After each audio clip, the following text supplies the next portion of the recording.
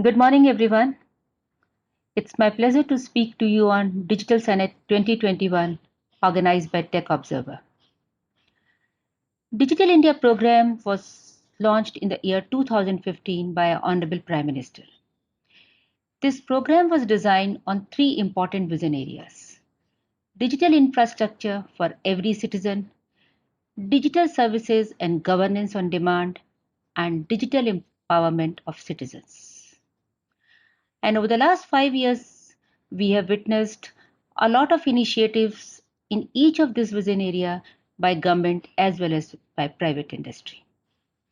If we talk of digital infrastructure, one of the most important thing we have witnessed is the broadband revolution in our country, with over 700 million broadband users in the country.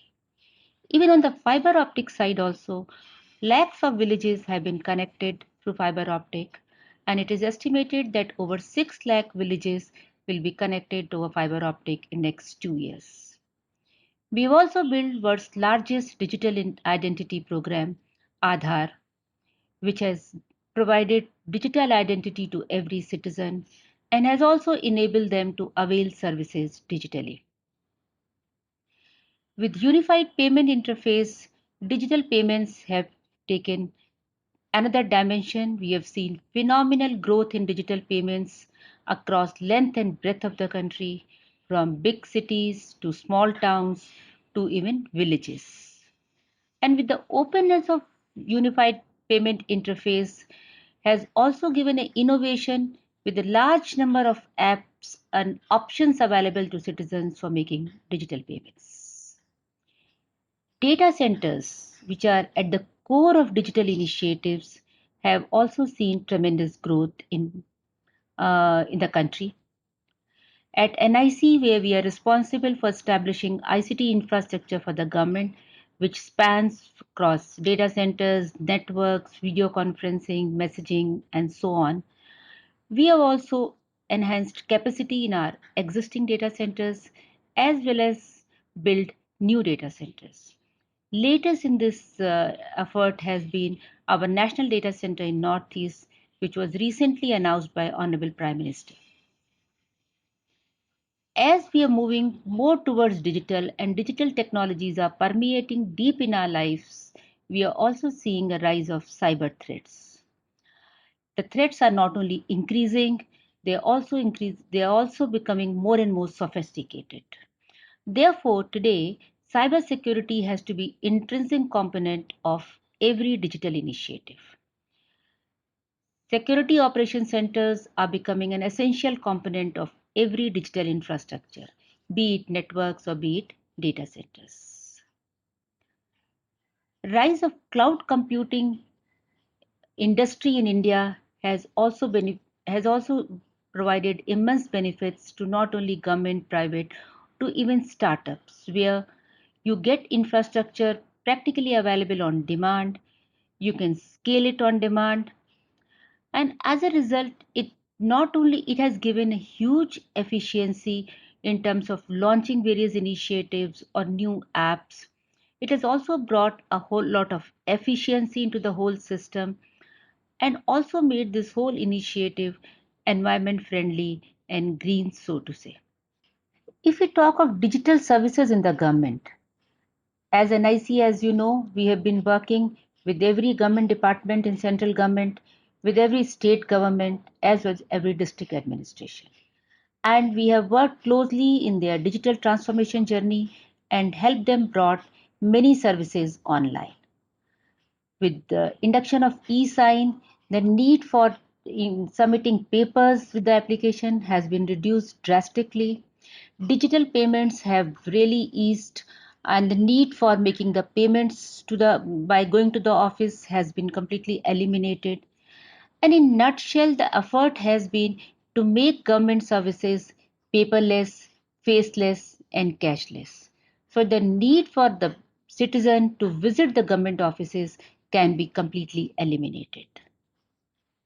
Digital direct benefit transfer has been another revolutionary initiative through which benefits under large number of government schemes are being transferred directly to the bank accounts of beneficiary in a very, very short time.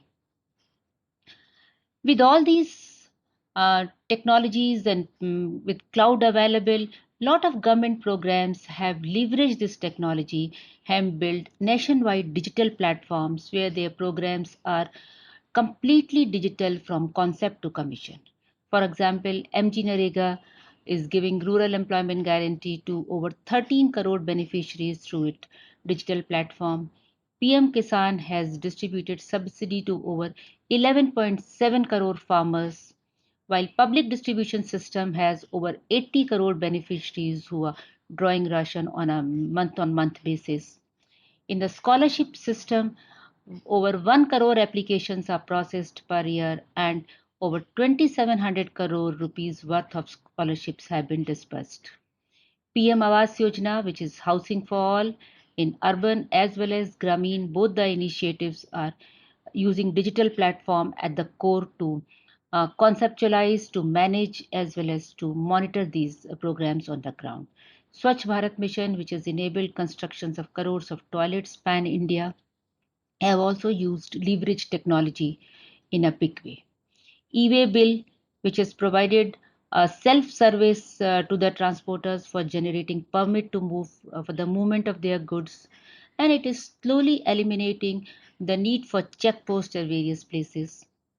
E-invoice is further adding convenience to the citizens in terms of meeting their GST compliance. Immigration and visa system is also heavily depending on digital technologies. In nutshell, I can say that all these initiatives with the induction of technology has given government the speed at which it can launch new initiatives, convenience to the citizens, lot of efficiency has seeped in, and it has also given agility because new interventions as well as any kind of a change in the policy can be quickly implemented. And at a larger picture, it has made the whole initiative very environment friendly, green, because the need for paper, need for movement of things from one place to other place has been drastically reduced. Digital empowerment, which is the third vision area of Digital India program and perhaps one of the most critical. We have PM Disha program, which is designed for digital enablement of citizens. We've also witnessed mobile revolution in our country, and we have particularly witnessed the prowess of this whole technology during COVID times. It became core of our conversation, our communication, our work from home, our education, or our healthcare. Everywhere, mobile has been the main device through which citizens have been communicating and availing digital services.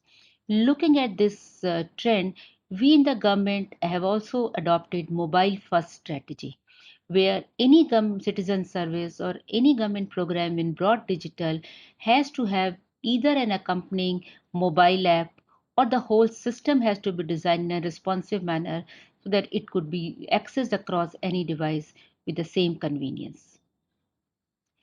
With all these, the core, the phone which you need, the mobile phone you need has to be a smartphone to enable you to avail large number of services digitally. We need to really work towards making these smartphones more and more affordable. And therefore, Atmanirbhar program of the government, a lot of initiatives have been taken towards making the phone, manufacturing the phones in India and a lot of other electronics manufacturing in India. With this, we believe over a time we'll be able to bring the cost of these smartphones much more affordable and accessible to public citizens across India, and we'll have more inclusive digital initiatives. So, as you can see, digital inclusion has been at the core of all digital initiatives. And I believe emerging technologies have an immense potential to take this agenda forward. And with this belief, in the last 2 years, we have opened Center of Excellence on different emerging technologies. Today, we have Center of Excellence on data analytics, Center of Excellence on artificial intelligence, Center of Excellence on blockchain, and on microservices. For example, in Center of Excellence of AI at NIC, we are focusing on conversational AI.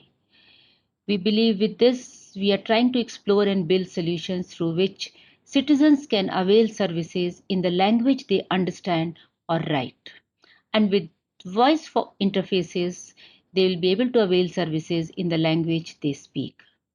Similarly, machine learning and deep learning can be used for text mining as well as for text summarization. We are exploring its use in analysis of court cases to assist judicial officers. Face recognition is another area has a lot of potential in many governance applications particularly to make more and more services faceless uh, coming forward. During pandemic, we have also witnessed the use of technology in education, be it primary education or higher education, and also in healthcare through telemedicine, teleconsultation. So I like to close by saying that we are in exciting times with amazing technologies at our disposal. We can use these technologies to build applications which were not possible before. And there's so much to be done.